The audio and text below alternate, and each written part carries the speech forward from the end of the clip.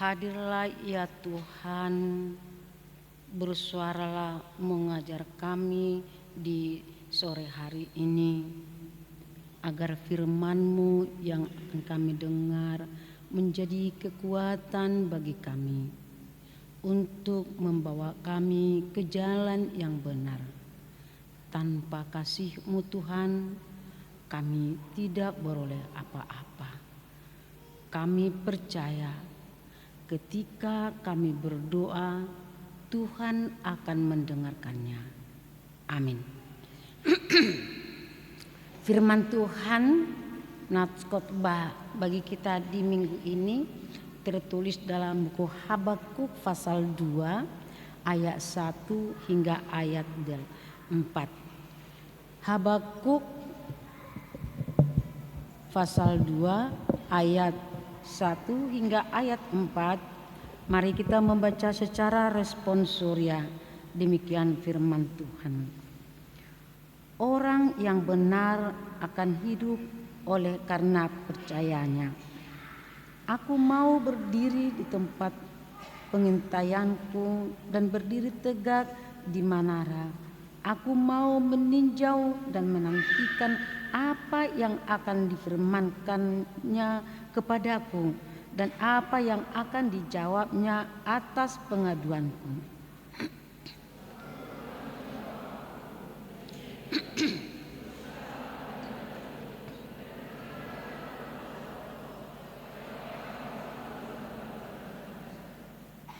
Sebab penglihatan itu masih menanti saatnya, tetapi ia bersegera menuju kesudahannya dengan tidak menipu.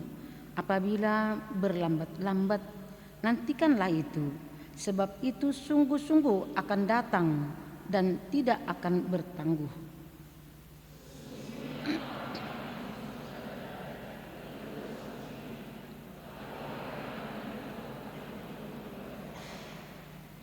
Demikian firman Tuhan. Shalom. Saudara-saudara yang kekasih, bila di sekeliling kita terjadi ketidakadilan, terjadi kejahatan yang luar biasa, ketika orang benar menjadi korbannya, ketika orang miskin menjadi mangsa empuk orang kaya yang rakus, atau rakyat menjadi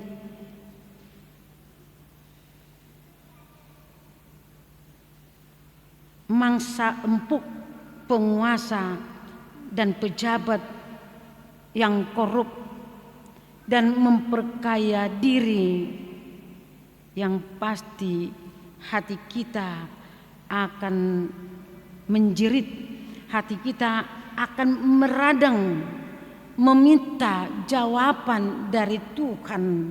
Mengapa Tuhan membiarkan? Mengapa Tuhan membiarkan itu terjadi, apalagi kepada orang yang benar? Mengapa Tuhan tidak segera bertindak? Mengapa Tuhan tidak membela yang benar? Mengapa Tuhan tidak segera membungkam para pejahat? Mungkin itu yang keluar dari kita. Sama halnya dengan Habakuk, dengan yang kita baca tadi. Karena di pasal 1 dia melihat kejahatan bangsanya yang sudah jauh meninggalkan Tuhan. Bangsanya yang sudah pergi menyembah ilah-ilah. Akadebatana somargelok. Bangsa Tuhan, bangsa pilihan Tuhan telah pergi menjauh dari Dia. Mereka menyembah Allah yang disembah orang-orang sekitarnya. Jadi kita lihat di sini para pejabat suka hatinya untuk mengambil hak rakyat dan juga merampas milik orang tidak berdaya. Orang jahat merampasi dan mengepung orang-orang benar. Terjadilah di tengah bangsa itu bangsa yang amburadul, seperti orang yang tidak bertuhan. Dalam kondisi itu Habakuk berteriak kepada Tuhan, berapa lama lagi Tuhan aku berteriak? Berapa lama lagi Tuhan aku melihat penindasan? Mengapa Tuhan tidak menolongnya? Berapa lama lagi aku melihat kelaliman? Berapa lama lagi aku melihat penganiayaan, kekerasan? Tidak pernah muncul keadilan. Keadilan muncul terbalik. Saudara-saudara yang kekasih, yang mungkin bisa terjadi di saat-saat kita ini, yang menjerit ketidakadilan di tengah-tengah bangsa kita. Lalu di pasal 1 ayat 5 sampai ayat 11, Tuhan menjawab bahwa Tuhan akan turun, akan menghukum Yehuda bangsanya dengan mendatangkan bangsa Kasdim menjajah dan membuang mereka. Mereka akan mengalami kekerasan, mereka akan mengalami penderitaan. Itu adalah balas yang mereka buat. Jadi yang mungkin kalau kita lihat orang-orang jahat bisa bebas begitu saja. Mungkin kita lihat orang-orang jahat bisa seperti merdeka. Orang-orang baik kadang-kadang seperti tertekan. Tetapi saudaraku, nats khotbah ini hari ini kita dijawab. Jawaban jeritan kita pada saat ini kita akan mendengarkan. Mereka akan diberlakukan di sini. Orang-orang jahat akan diberlakukan tidak manusiawi. Israel yang disebut bangsa Allah itu akan sangat menderita. Bukan hanya orang jahat, tetapi semua. Itu sebabnya ada pepatah Indonesia mengatakan, seorang makan cempedak, bagaimana kelanjutannya? Semua kena getahnya. Jadi hukuman di sini bukan hanya kepada orang-orang jahat, termasuk juga orang-orang benar yang meninggalkan Yerusalem. Termasuk juga mereka. Jadi karena itu di ayat 12 nats kita ini dikatakan di situ seperti ini. Celakalah orang yang mendirikan kota di atas darah dan meletakkan dasar benteng di atas ketidakadilan. Celakalah. Benarkah mereka celaka? Benar. Benar. Mereka akan celaka karena mereka membuat ketidakadilan di tengah-tengah bangsa Israel. Habakuk bertanya, di manakah keadilanmu Tuhan? Bukankah sering kita menjerit seperti ini, seperti Habakuk? Di mana kau Tuhan? Apakah Tuhan tidak melihat saya di sini? Apakah Tuhan tidak mendengarkan jeritanku? Saudara-saudaraku, pasal 2 nats kita ini, Habakuk menunggu. Dan kemudian Tuhan memberi jawaban. Tuhan memberi jawaban. Jawaban itu harus dituliskan diukirkan pada loh-loh. Kenapa? Diukirkan ke loh-loh sehingga semua orang bisa dengan mudah membacanya. Jadi itulah yang disuruh. Kenapa ke loh? Tuliskan sama dengan hukum Taurat ke-10. Tuhan mengukirkan kedua loh batu. Mengapa kedua loh batu? Batu adalah berat. Batu adalah keras. Jadi kalau sudah diukirkan, tidak gampang dia terhapus. Tidak gampang terhapus. Barang siapa yang melanggar hukum Tuhan akan dihukum dengan berat. Itu artinya barang siapa yang melanggar hukum Taurat Tuhan akan dihukum dengan berat. Ini juga Tuhan mengatakan akan dituliskan di loh-loh batu sehingga semua bisa membaca dan tidak ada lagi alasan saya tidak tahu, saya tidak mengerti, firman Tuhan tidak sampai kepada saya. Tidak ada lagi alasan seperti itu. Bagi kita sekarang itu berarti bahwa jawaban Tuhan ini sangat jelas, benar, dan layak dipercaya, layak diimani. Jawaban itu adalah kalau kita baca di ayat 3, sebab penglihatan itu masih menanti saatnya. Menanti saatnya. Tuhan menjawab bahwa Tuhan akan bertindak. Tuhan akan bertindak, tetapi Tuhan masih menanti saat yang tepat. Jadi tidak di situ bersalah, di situ dihukum. Tidak. Kalau begitu bersalah, begitu dihukum, tidak ada lagi yang bisa hidup sampai sekarang di hadapan Tuhan.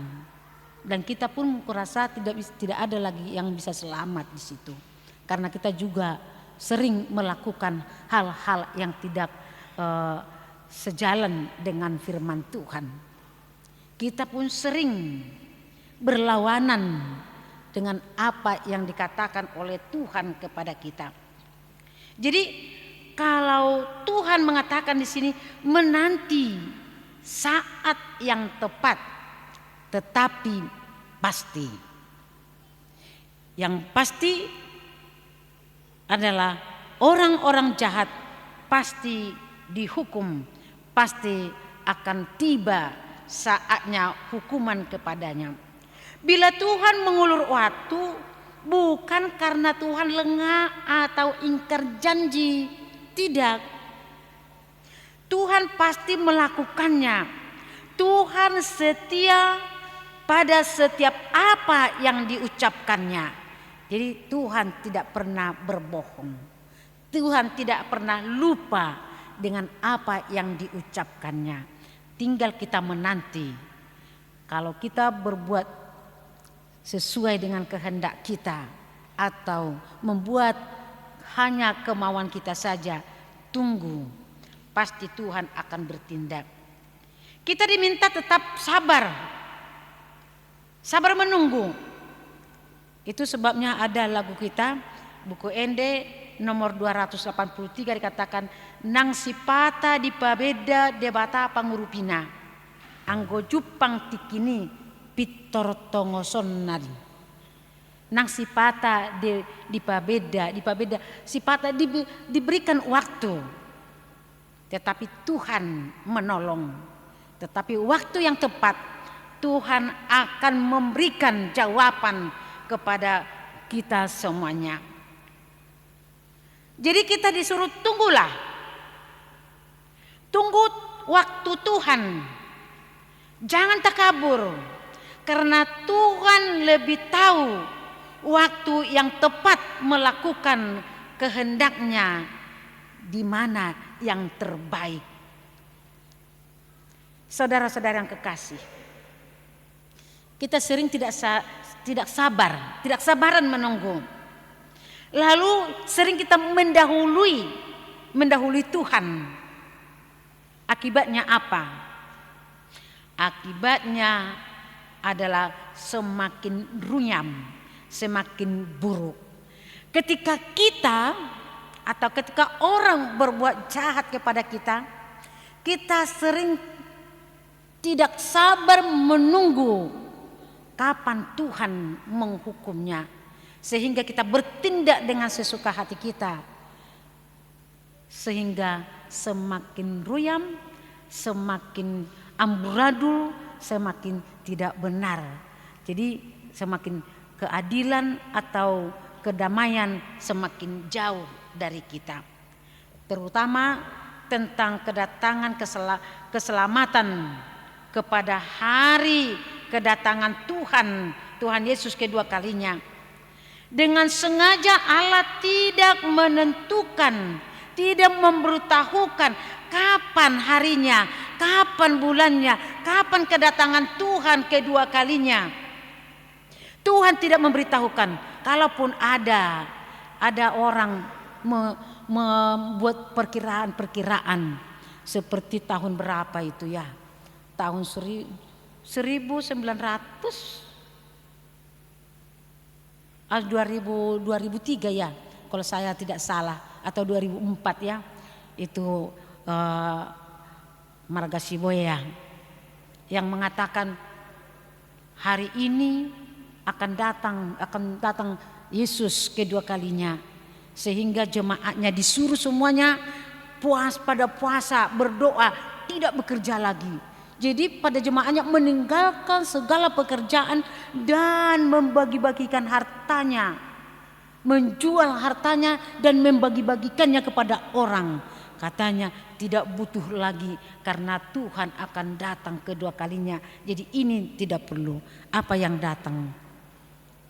Tuhan tidak pernah menentukan waktunya kapan dia datang. Tapi kita disuruh menunggu. Sabar menunggu, dia akan datang segera. Sabar menunggu, akan tiba waktunya. Mengapa Tuhan tidak memberitahukan kapan dia datang? Hanya satu diminta kepada kita, yaitu waspadalah. Waspadalah, bersiaplah, siagalah setiap saat. Ketika Tuhan datang, kita sudah siap. Ketika Tuhan datang kedua kalinya, kita sudah ada. Karena itu saudara-saudaraku, mungkin hari ini atau saat ini saudara-saudaraku menunggu jawaban Tuhan atas dua permohonanmu.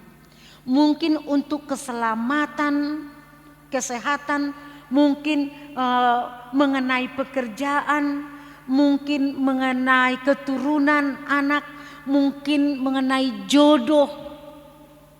Karena sudah semakin banyak ya yang sudah berumur, sudah layak berumah tangga, tetapi belum dapat jodoh.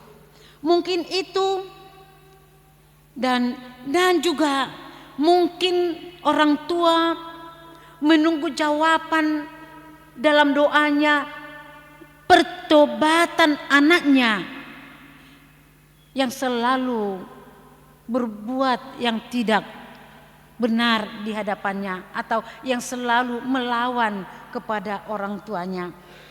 Saudara-saudara yang kekasih, tidak jarang kita gelisah menunggunya. Bahkan tidak jarang menjadi ragu. Jangan-jangan Allah tidak mendengar doaku. Apalagi kita kalau mengalami kesulitan-kesulitan. Apalagi kita mengalami tindasan dari teman kita, berbuat perbuatan baik kita itu dibalas dengan tidak benar, dengan tindakan yang tidak sesuai menurut kita. Kita doakan agar mereka bertobat, tetapi toh juga kita tidak melihat, tidak ada perkembangan, tidak ada perubahan yang kita minta tadi. Firman Tuhan ini meyakinkan kita bahwa doa kita pasti Tuhan dengarkan dan pasti dijawab oleh Tuhan, dan jawaban itu pasti yang terbaik. Kan doa itu ada tiga jawabannya. Ada yang mengatakan tunggu dulu, tunggu saat yang terbaik akan kuberikan kepadamu. Kedua, iya benar, saya akan memberikan ketika itu tidak cocok bagimu. Ada lagi yang terbaik akan kuberikan kepadamu. Jawaban itulah yang kita tunggu. Jawaban itu. Ada jawaban doa kita itu langsung diberikan.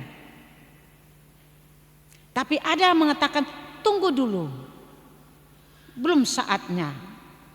Ada yang mengatakan doa kita itu tidak cocok bagimu, akan kuberikan yang terbaik. Itu sebabnya kita minta yang ini, Tuhan memberikan yang terbaik bagi kita.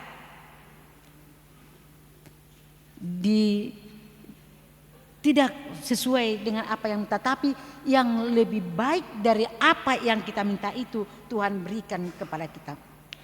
Itu sebabnya Tuhan pasti mendengar semua doa kita, tetapi biarlah kehendak Tuhan dan biarlah waktu Tuhan yang berlaku. Waktunya Tuhan memberikan, disitulah yang kita terima, karena kehendak dan waktunya lah yang paling sempurna. Iman yang teruji adalah iman yang melalui masa penantian panjang yang menunjukkan kesetiaan, kepasrahan dan keyakinan yang teguh. Jadi iman, selalu kita dituntut dengan iman. Jadi Allah memberikan jawaban itu kepada iman yang teruji di dalam penantian. Itu sebabnya kita harus sabar. Kita harus sabar menunggu. Tuhan pasti memberikan kepada kita di waktu yang tepat. Ingatlah, mari kita ingat Abraham yang harus menunggu berpuluh-puluh tahun akan janji Tuhan tentang kelahiran satu anak, yaitu Ishak. Dia harus menunggu berpuluh-puluh tahun. Dan juga melihat dengan Hana yang menunggu Simeon. Simeon menunggu Mesias, Hana menunggu Samuel ya. Jadi dia menunggu sampai sudah umur 70 tahun. Coba kita bayangkan saudara-saudara. Apakah kita tidak setia menunggu beberapa tahun Tuhan memberikan apa yang kita minta? Jadi dikatakan di sini Tuhan memberikan kepada orang yang sudah teruji menunggu. Jadi jangan kita menduluani Tuhan di dalam hidup kita. Ayat 4a dikatakan di sini, sesungguhnya orang yang membusungkan dada tidak lurus hatinya. Orang yang membusungkan dada tidak lurus hatinya. Tuhan memberi jawaban yang memastikan bahwa setiap yang sombong, yang membusungkan dada, mereka adalah orang yang tidak lurus hatinya, orang yang berkhianat dan hanya berlagak, tetapi mereka tidak akan selamat. Coba bayangkan, jadi jangan ada yang menyombongkan dirinya. Kalaupun kita pintar dalam pendidikannya, di sekolah, adik dari kami, siapa tahu ada juara-juara 1 di sini, bersyukurlah. Bersyukurlah kalau ada sedikit berkat yang kita terima, harta yang diberikan oleh Tuhan, bersyukurlah. Syukuri itu, Tuhan memberikan kesempatan menikmati. Jangan sombong. Yang seorang sombong dikatakan yang membusungkan dada. Mereka akan dihukum Tuhan nanti.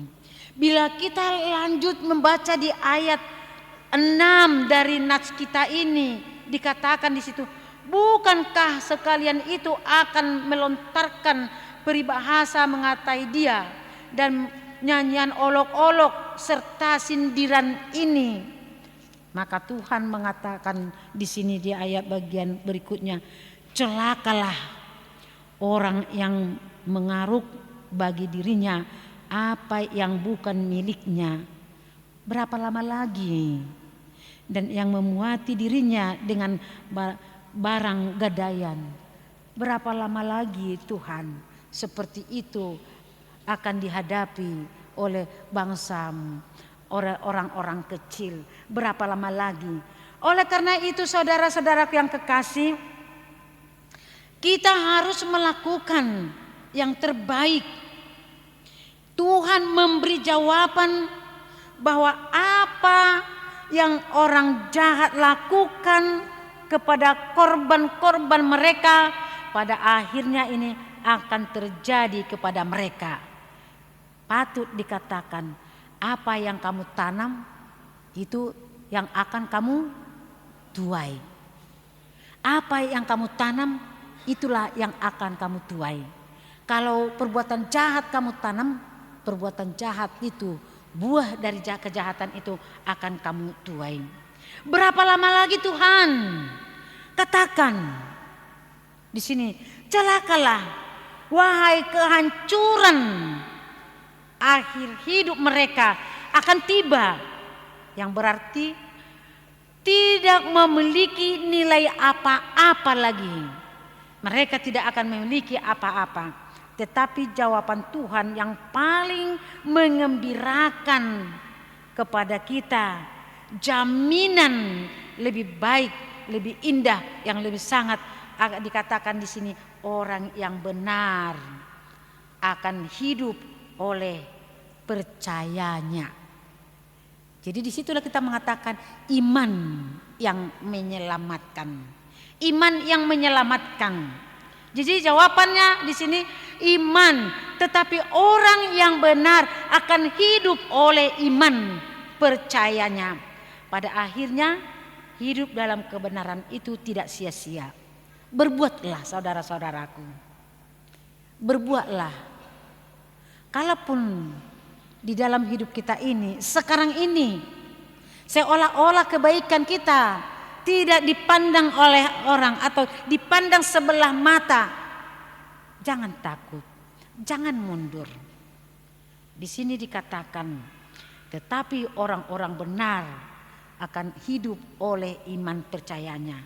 Pada akhirnya hidup kita, kebenaran itu akan terlihat, akan diangkat Tuhan, akan ditunjukkan Tuhan di tengah-tengah, di hadapan semua orang. Jadi yang masih tetap setia menjadi orang yang benar, memang seringkali bingung mengambil keputusan di dalam hidupnya. Kenapa? Karena memang kekuatan dunia ini, karena memang kekuatan dunia ini yang menyeret orang baik sering jadi terseret. Itu sebabnya dikatakan orang-orang yang benar sulit memutuskan membuat kebaikan, karena lebih kuat kadang-kadang kekuatan duniawi ini, kekuatan materi ini, kekuatan uang ini menarik manusia ke hal-hal yang tidak benar. Kalau kita sering diperhadapkan uang, harta dengan iman, sering kita memilih harta. sehingga meninggalkan Tuhan di dalam hidup kita. Ingatlah saudara-saudara, orang yang setia, yang benar, yang menerima sering ketidakadilan, Tuhan bertindak dengan adil. Tuhan mempermalukan orang-orang yang menyalahgunakan hukum, yang menyalahgunakan kebaikan, yang menyalahkan kejabatan dan segalanya. Tuhan akan berdiri sebagai hakim tertinggi membela kita. Oleh karena itu kita dipanggil pada minggu ini menjadi, kadang pun kita menjadi korban mereka. Seiring waktu Tuhan akan memperlihatkan, mempermalukan orang-orang jahat, akan mempermalukan mereka. Firman Tuhan hari ini meyakinkan kita bahwa Tuhan pasti akan menggaruk, akan menghukum orang-orang jahat dan membuat mereka tidak berani, membuat mereka tidak ada nilainya dan tidak ada apa-apa di tengah dunia ini. Kejahatan yang mereka lakukan, mereka akan menuainya. Kita yakinkan diri kita bahwa Tuhan akan membela dan memberkati orang-orang benar dengan berkat rohani dan jasmani. Hanya kita dituntut pada saat ini agar mau hidup seperti Lot, setia, kalaupun kadang-kadang didorong oleh musuh-musuhnya, kalaupun kadang-kadang didorong orang-orang yang lebih kuat, yang lebih berkuasa dari kita, tetapi kita diminta seperti Lot setia, dan seperti Nuh yang tetap setia menjadi orang yang benar walau di tengah-tengah orang-orang yang jahat. Yakinlah, karena orang setia yang hidup di dalam kebenaran akan hidup di dalam oleh kepercayaannya. Iman menguatkan kita, iman membawa kita ke dalam kerajaan surga. Hiduplah dengan benar sesuai dengan firman Tuhan, berjalanlah di dalam kebenaran Tuhan, pasti hidupmu akan tenang. Amin. Mari kita berdoa.